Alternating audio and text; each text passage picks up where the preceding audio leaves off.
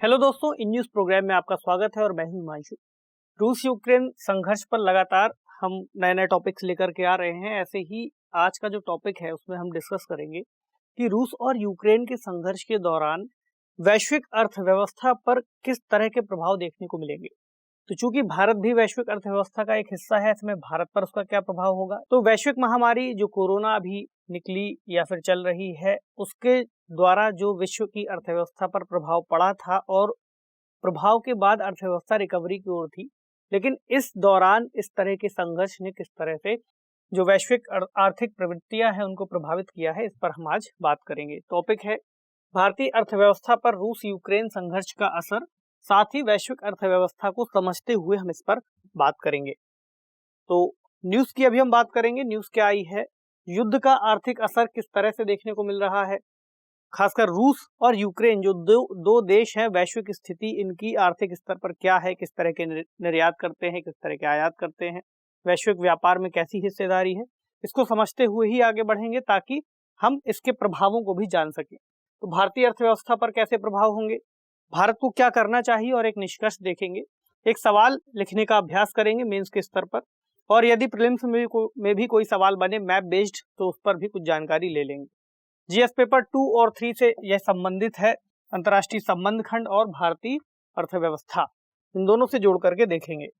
News आई थी managing the crude price pressure और war impact beyond oil, दो तरह की न्यूज हैं। तो कैसे मैनेज करेंगे हम क्रूड प्राइस के दबाव को जो बढ़ रहा है, और दूसरा वॉर इम्पैक्ट, युद्ध के जो प्रभाव थे तेल से इतर, उन पर भी बात करेंगे। तो रूस यूक्रेन संघर्ष का एक वैश्विक प्रभाव हमें देखने को मिल रहा है, जिसमें खास तौर से रूस पर जब पश्चिमी देशों के द्वारा जो आर्थिक प्रतिबंध लगाए गए थे, रूस की आर्थिक प्रक्रियाओं को बाधित करने का प्रयास किया गया था, उसके बाद से हमें वैश्विक अर्थव्यवस्था पर इसके और भी तरह के प्रभाव देखने को मिलेंगे और मिल रहे हैं। एक अंतर्राष्ट्रीय जो भुगतान प्रणाली थी रूस से, उसको काट दिया गया था। स्विफ्ट की हमने बात इसके पहले भी की थी। तो स्विफ्ट से रूस को हटा देने से जो अंतर्राष्ट्रीय स्तर पर वित्तीय प्रणाली का संचालन किया जा रहा था, तो वित्तीय लेन देन वहां पर अंतर्राष्ट्रीय स्तर पर उसमें रुकावट आई है, जिसकी वजह से आपूर्ति श्रृंखला और वित्त की उपलब्धता पर इसका सबसे ज्यादा हमें विपरीत प्रभाव देखने को मिला है। तो चूंकि वित्त की उपलब्धता पर रुकावट आई है और पूरा एक सिस्टम प्रभावित हुआ है, जिसकी वजह से औद्योगिक उत्पादन और अंतर्राष्ट्रीय व्यापार पर भी इसका इम्पैक्ट देखने को हमें मिला है।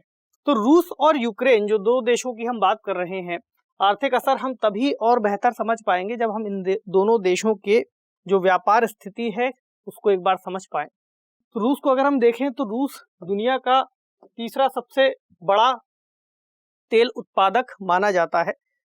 तीसरा भी कई सोर्सेस में हमें पता चलता है और दूसरा भी कई सोर्सेस में देखने को मिलता है, लेकिन अभी हम यहाँ पर तीसरा मानकर चल रहे हैं। पहला और दूसरा यूएस और सऊदी अरब है। याद रखिएगा, उत्पादक की बात कर रहे हैं, निर्यातक की नहीं, क्योंकि निर्यातक में हमें यूएई जैसे देशों की सूची देखने को मिल जाती है। इसके अलावा रूस दूसरा सबसे बड़ा नेचुरल गैस उत्पादक है यूएस के बाद, और तीसरा सबसे बड़ा कोयला का निर्यातक है ऑस्ट्रेलिया और इंडोनेशिया के बाद। अगर हम गेहूं की स्थिति को देखें तो रूस विश्व में हमें पहले नंबर पर दिखाई देता है सबसे बड़े निर्यातक के रूप में, और इसके बाद हमें दिखता है भारत।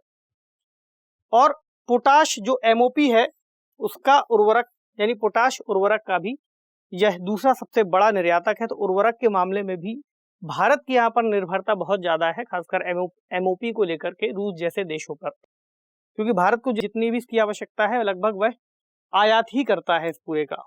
यूक्रेन को देखें तो यूक्रेन भी गेहूं के मामले में काफी आगे है, गेहूं का 5वां सबसे बड़ा निर्यातक है। मकई और मक्का यानी कॉर्न के मामले में दुनिया का तीसरा सबसे बड़ा निर्यातक है। और रूस और यूक्रेन दोनों मिलाकर के दुनिया के जो टॉप सनफ्लावर ऑयल के निर्यातक हैं उसमें शामिल होते हैं। इस ओवरऑल सिनेरियो को जानने के बाद हम इस बात को समझ पाएंगे कि जो इम्पैक्ट हैं वे इन्हीं क्षेत्रों में पड़ेंगे, यानी कि एनर्जी सेक्टर पे और गेहूं की सप्लाई पर, सनफ्लावर ऑयल की सप्लाई पर। इसके अलावा जो ऑटोमोबाइल सेक्टर है, तो इन सभी सेक्टर को शामिल करते हुए इसके प्रभावों को देखते हैं। ऊर्जा क्षेत्र को पहले समझते हैं। तो कई यूरोपीय देशों की गैस पाइपलाइनों के माध्यम से रूसी ऊर्जा पर निर्भरता है, यानी कि जो पाइपलाइन बिछाई गई हैं उसमें रूस के द्वारा बहुत ज्यादा सप्लाई की जाती है गैस ऊर्जा की। ऐसे में जो आने वाला समय है उसमें जो यूरोपीय देशों की निर्भरता है वह उस पर बाधित हो रही है। हमने इसके पहले देखा भी कि जर्मनी में एक जो गैस की पाइपलाइन बिछाई जानी थी उसका भी काम रोक दिया गया। इससे जो आने वाले समय में भी जो एक्सपेक्टेशन थी हमारी या विश्व की कि हम कैसे और जो एनर्जी सप्लाई है उसको ईजी बनाएंगे, आसान करेंगे, उस पर इम्पैक्ट पड़ा है। दूसरा, रूसी बैंकों पर प्रतिबंध के चलते आपूर्ति बाधित हुई है, तेल कीमतों में वृद्धि हुई है।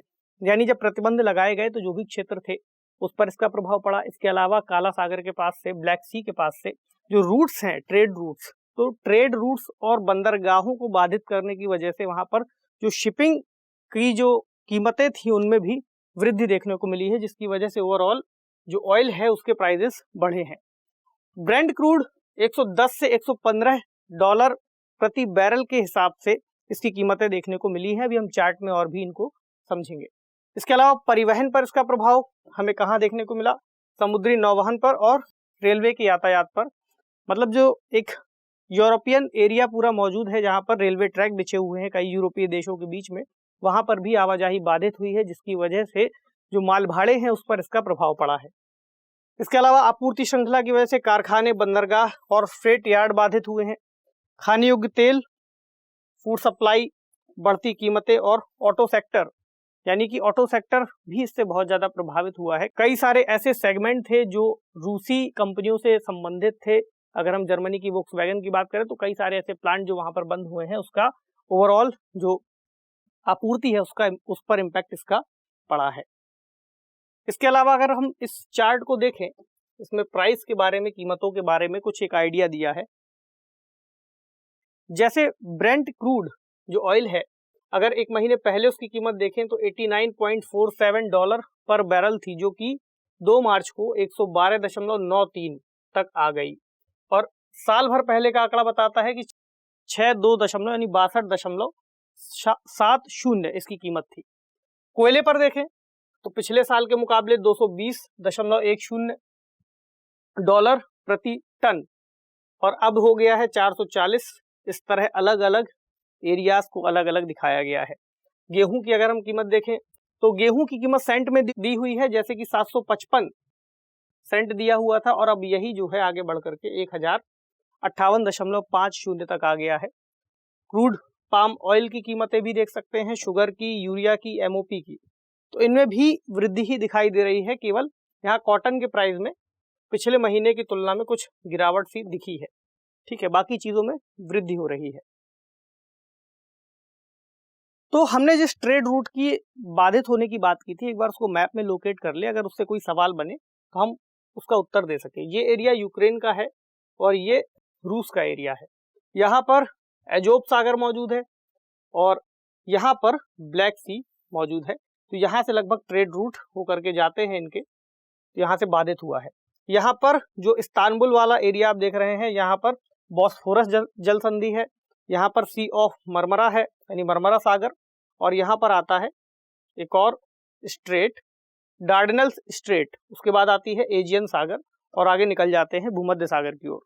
तो ये इस रूट को आप एक बार याद रखिएगा और मैप पर भी अपने स्तर पर इसको देखिएगा और खासकर इन देशों को भी देख लीजिए जिसकी सीमा इनसे लगती है। तो ऐसे जो आने वाले एग्जाम्स है उनमें ऐसे सवाल बनाए जा सकते हैं। जॉर्जिया है, तुर्की है, बुल्गारिया, रोमानिया और भी जो देश छूट गए हैं उनको देख लीजिएगा। चलिए अब बात करते हैं हम भारतीय अर्थव्यवस्था पर इसके प्रभावों की। तो वही सारे क्षेत्र महत्वपूर्ण हैं जो वैश्विक स्तर पर इन देशों के जरिए प्रभाव रखते हैं।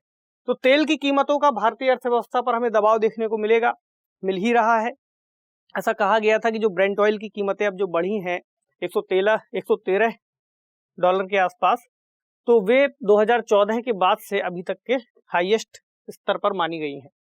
इसके अलावा केंद्र और राज्य सरकारों द्वारा जो कर लगाए गए हैं वे भी यहाँ पर एक चैलेंज बन रहे हैं, यानी ऐसा हो सकता है कि कीमतें इसकी वजह से बढ़ें। इसके अलावा जो चुनाव की प्रक्रिया चल रही है इसका भी प्रभाव पड़ सकता है।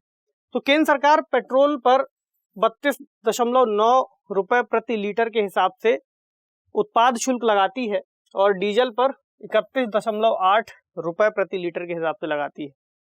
ये भी प्रभाव देखने को मिल रहा है। भारत अपनी तेल जरूरतों का 85% आयात करता है, ऐसे में बढ़ती कीमतों का प्रभाव यहाँ पर भी पड़ता है। इसके अलावा गैस, पेंट्स, रसायन, सीमेंट, ऑटोमोबाइल, विमानन और कई उद्योगों पर इसका प्रभाव पड़ेगा, खासकर वे सभी उद्योग जो इन दो देशों से और उस पूरे रूट से प्रभावित होते हैं। हमारा जहां जहां से आयात है वहां पर भी प्रभाव पड़ेगा और हमारा जहां निर्यात है उस पर भी प्रभाव पड़ेगा। तो निर्यात के प्रभाव का भी हम आगे देखेंगे।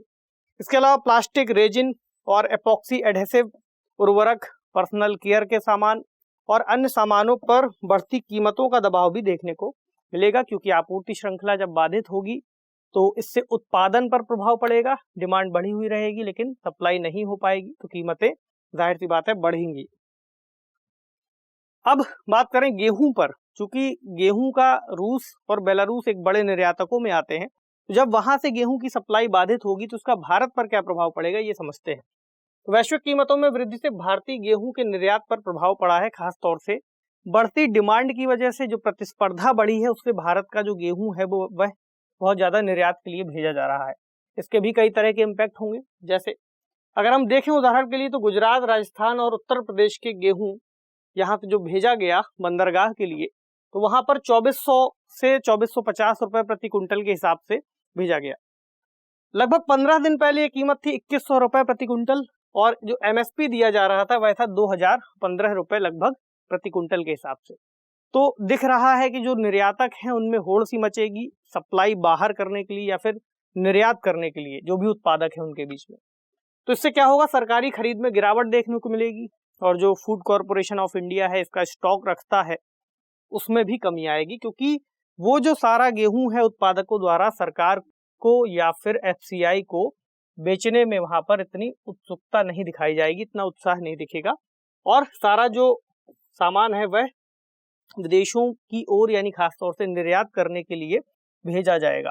ऐसे में जो कई सारे विश्लेषक हैं उनका ये भी मानना है कि सरकार को इस दिशा में तुरंत प्रयास करने की जरूरत है, खासतौर से ऐसी जगहों पर जहां पर निर्यात बहुत ज्यादा बढ़ रहा है ऐसी चीजों का। तो कल को भारत के अंदर यानी देश के अंतर्गत अगर ऐसी चीजों के, खासकर अगर हम गेहूं की ही बात कर रहे हैं, तो गेहूं की उपलब्धता में अगर गिरावट आएगी तो कीमतें फिर बाद में बढ़ेंगी। ऐसे में निर्यात पर कोई ना कोई शुल्क लगाना चाहिए ताकि निर्यात में एक तरह से कुछ गिरावट आए और स्टॉक भारत के अंदर बना रहे। इसके अलावा चालू खाता घाटा और रुपए का जो डेप्रिसिएशन है उस पर भी प्रभाव पड़ेगा, बढ़ेगा।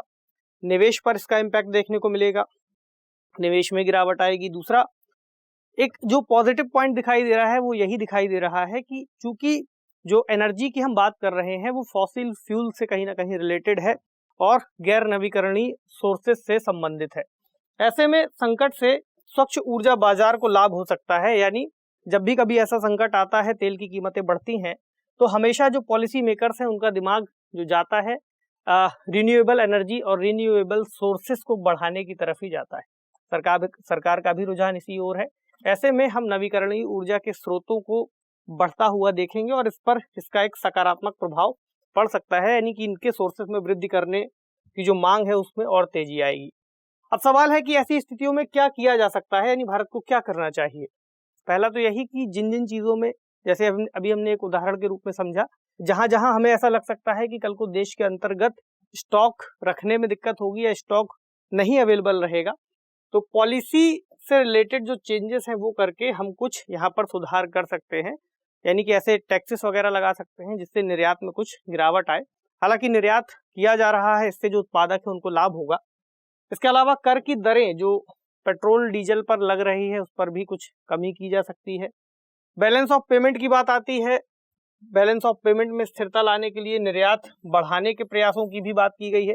मतलब इकोनॉमी कभी भी एक तरीके से नहीं चलती, आप ये नहीं कह सकते कि केवल निर्यात रोक दो या केवल निर्यात बढ़ा दो, कई सारी चीजें मिल करके एक तरफ से कार्य करती हैं। तो नीतिगत जो प्रयास है वो दरअसल यही देखने के लिए किए जाते हैं कि किस सेक्टर में निर्यात बढ़ाने की जरूरत है और किस सेक्टर में निर्यात कम करने की जरूरत है।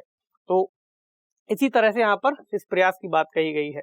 इसके अलावा जो इम्पोर्ट है, इम्पोर्ट को कम करना होगा, खासकर ऐसे इम्पोर्ट्स जो हमारे लिए बैलेंस ऑफ पेमेंट को डिस्टर्ब करते हैं, विदेशी मुद्रा को ज्यादा से ज्यादा बाहर लेकर के जाते हैं। तो उस तरह के जो सामान है उसमें कमी करनी होगी उसके आयात में। इसके अलावा इथेनॉल उत्पादन और स्वच्छ ऊर्जा के शोध को बढ़ावा दे ही सकते हैं, प्रोत्साहन मिलेगा इससे। उत्पाद शुल्क में कमी की जा सकती है जो सेंट्रल की तरफ से, स्टेट्स की तरफ से अगर लगाए जाते हैं। इसके अलावा स्ट्रेटेजिक रिजर्व जो पेट्रोलियम के हैं उनमें भी कुछ वृद्धि की जा सकती है ताकि जब कीमतें कम हो तब हम उसका स्टॉक और ज्यादा कर सके और इस तरह की जो बढ़ती कीमतें हैं इनके प्रभाव से बच सके। ठीक है, तो निष्कर्ष क्या निकलता है?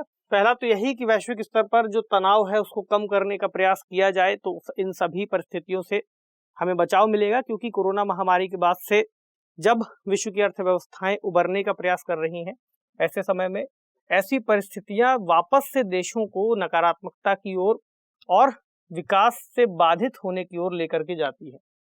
इसके अलावा भारत के लिए विवेकपूर्ण वित्तीय प्रबंधन की भी आवश्यकता यहाँ पर बताई जा सकती है, कही जा सकती है।